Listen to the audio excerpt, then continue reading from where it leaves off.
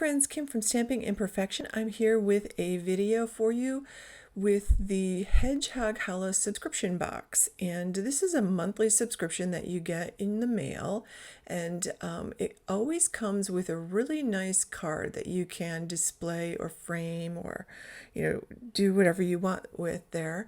But this kit, I thought, this is the March kit. I thought this was packed full of really good stuff because you basically got 4 full-size products from Maker Forte. There are 3 glitters here: Snow Flurries, Moondust, and Coronation Purple. And then there is a Kaleidoscope Powder in Mercury, and I'm going to use some of those today.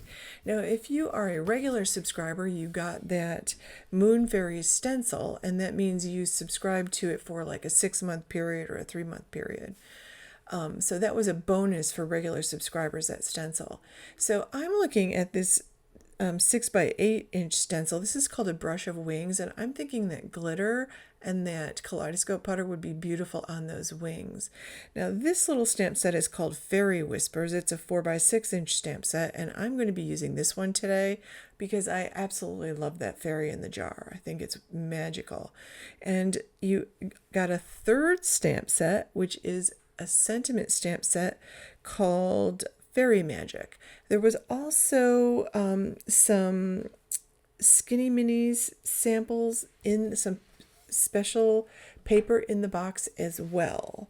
So I thought this stencil was really nice because it comes with the mask and the stencil itself. So there are a couple different ways that you can use this along with, all the regular ways you can use your stencil. So I'm just using a 4 1/4 by 5.5 inch piece of regular Nina cardstock. And I'm starting out with some ink blending. I'm just going to ink blend a quick background. So I'm using Wild Honey there in the center, and then I'm going to do some mustard seed around the outside. I love how bright mustard seed is, and I am just trying to create a glow that that's where I'm going to stamp the jar. So I'm also pulling out some different blues here, and I'm starting with Blueprint Sketch, and I'm just putting that around the edges and around that glow. And I love making like nighttime backgrounds. I think it's super fun, and everyone looks different depending on how you do it and what colors you pull out. These are the colors I'm in the mood for today. I always like a little purple. This is Seedless Preserves. I love how bright this is, and I'm basically going to cover this up with the Blueprint Sketch, and I'm also going to pull out Chipped Sapphire. So I'll put the Blueprint Sketch over the top of this, and the point of the purple is that it really brightens up the background a lot.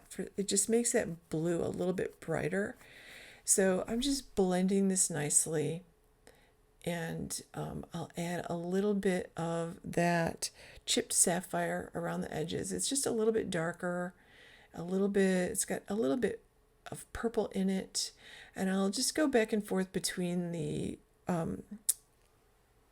mustard seed and the Blueprint Sketch there, and just kind of try to smooth out my blend a little bit, and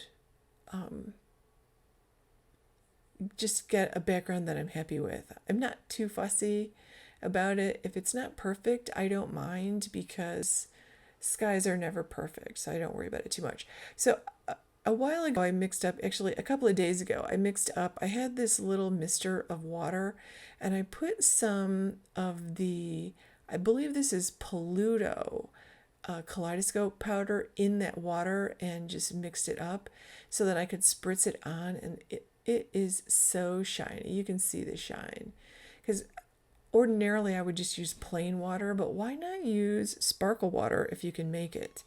So you could put some of that, if you don't have the Pluto, you can use the Mercury powder, and it will have the same effect. It'll just be a slightly different color.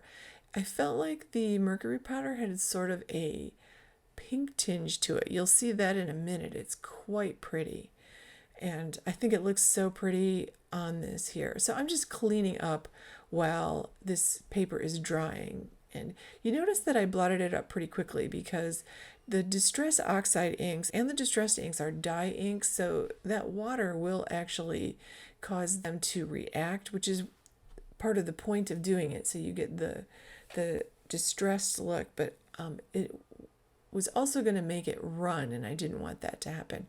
So I'm going to carefully add some clear embossing ink here to those stars and those round circles. So I just want to put a little bit of that Kaleidoscope Mercury powder on, and I'm just using blending foam to do this, and it works out pretty well, actually. And I did get a tiny bit of the moon there.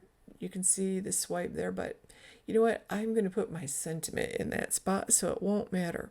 So I'm going to use this mercury powder, and I don't have the brush that goes that you're supposed to use, but I have this little round brush in my blender brush set, which I never use.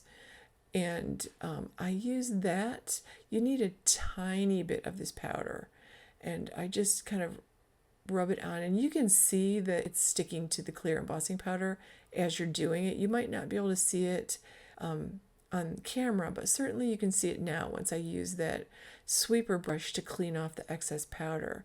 So I let that dry completely, and I'm going to put it under that clear block, and I'm going to work on the back of the card. So I cut that panel down to 4 by 5.25. Now I've got my card base, which is 4.25 by 11, and I scored it at 5.5. And I'm just going to put double-sided sticky tape all around the edges here. So I was a little messy doing this part, I'm not going to lie. And I'm going to use some of that glitter. I love that moon dust glitter because it didn't look like plain silver. It looks like plain silver on the card when I get it on, but it doesn't in the container. It looks like it's got some bits of other colors in it. So I was curious about it, and I had to try it. I'm not a huge glitter person, so you know, I use it sparingly, and it's so messy, which is why I don't use it very often, because I end up wearing it and then it's on my furniture. But this wasn't too bad. One of the things that you can do is you can use a coffee filter, and that is very helpful. So that is what I'm going to do. I'm wishing that coffee filter was like 3 times larger than it is. Like, I promise you, you'll see what I mean. So I'm removing the adhesive background, and I'm just going to add this. And I tried adding it a little bit just where I needed it. It didn't work out that well for me.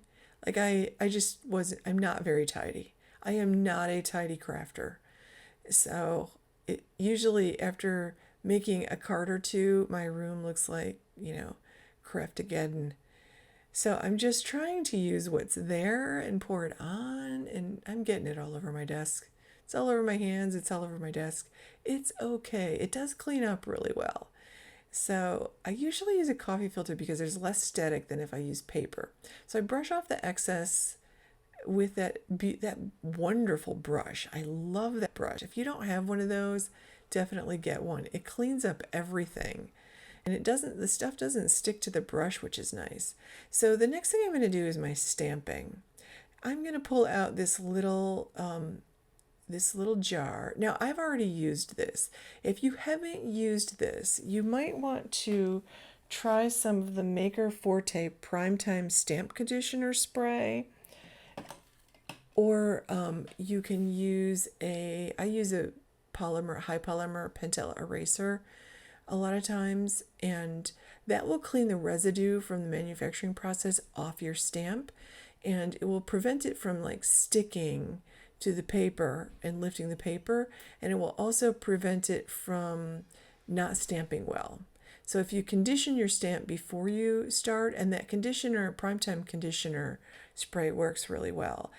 To finish this off, I'm just going to attach it to my card base so the sparkle shows around the edge, and I'm going to add some crown jewel gems from Maker Forte in Vegas Strip. And that will complete my card. Please give this video a thumbs up and subscribe. I would love it if you subscribe to my YouTube channel and click the bell so you get notifications every time I upload a video. Thank you so much for watching, friends. Have a fantastic day.